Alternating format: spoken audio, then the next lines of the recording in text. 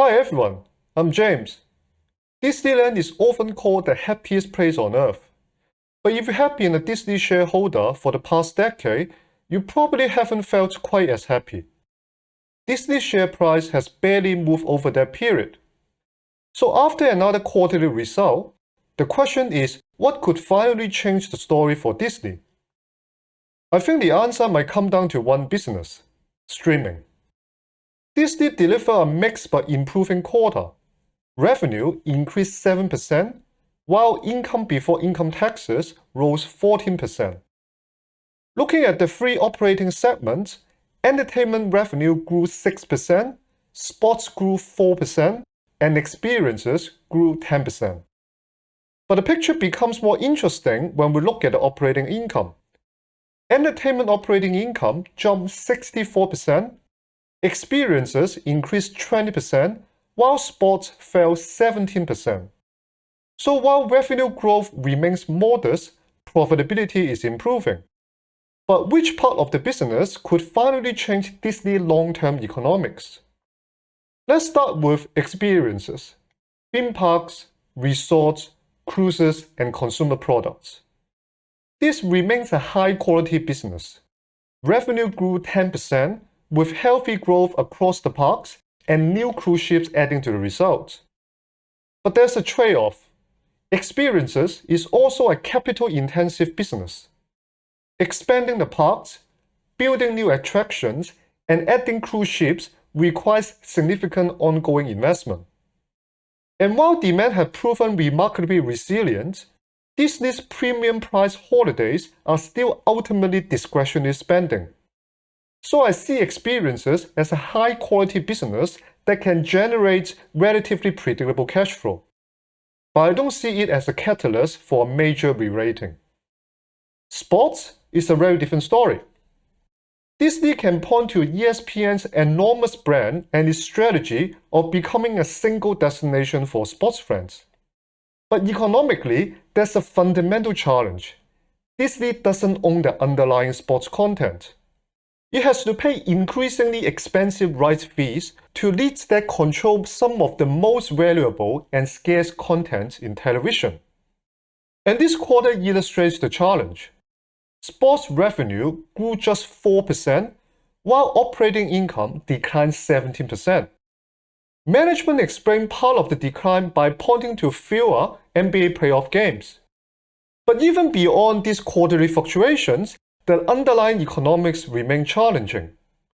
Disney is competing for content that becomes more expensive precisely because it's valuable. So I don't see sports as the catalyst for Disney's next phase of growth. That brings us to entertainment. And this is where things get much more interesting.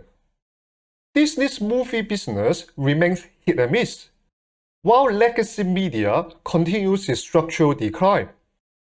But both are becoming less important to the overall investment story.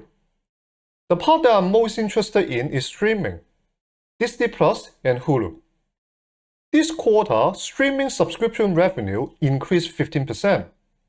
But the more important number is profitability. Operating income more than doubled, while the operating margin increased from 6% to 12.9%. That's a significant improvement.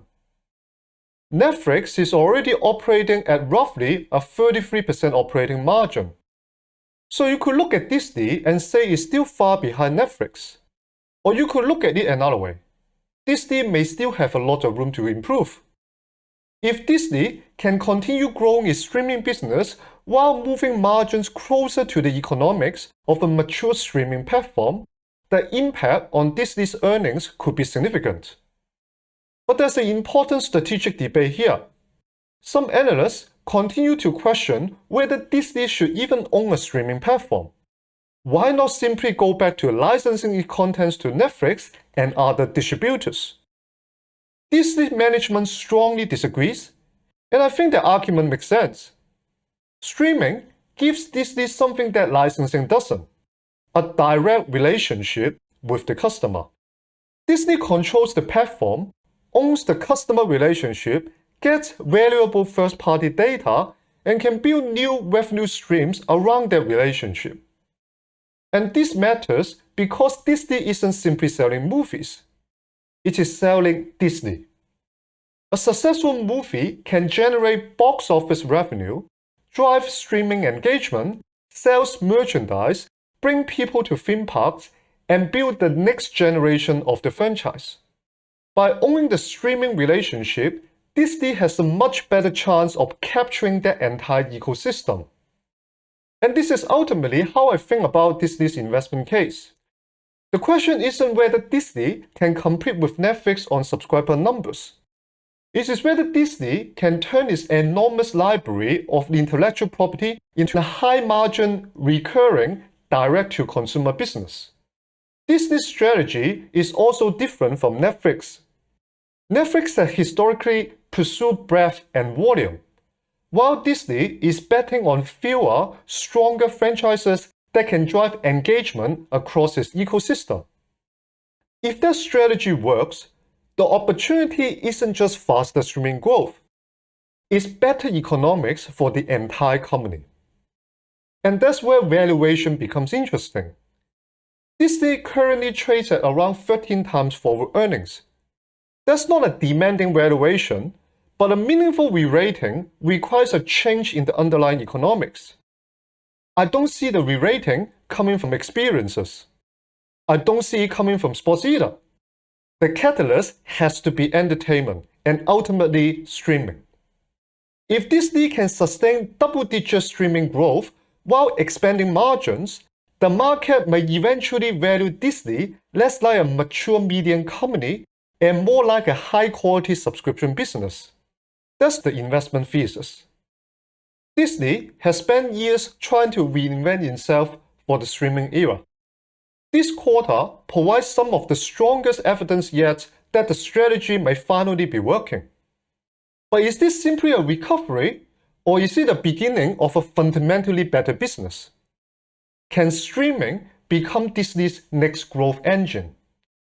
Let me know what you think in the comments. Stay focused, everyone. I'll see you next time.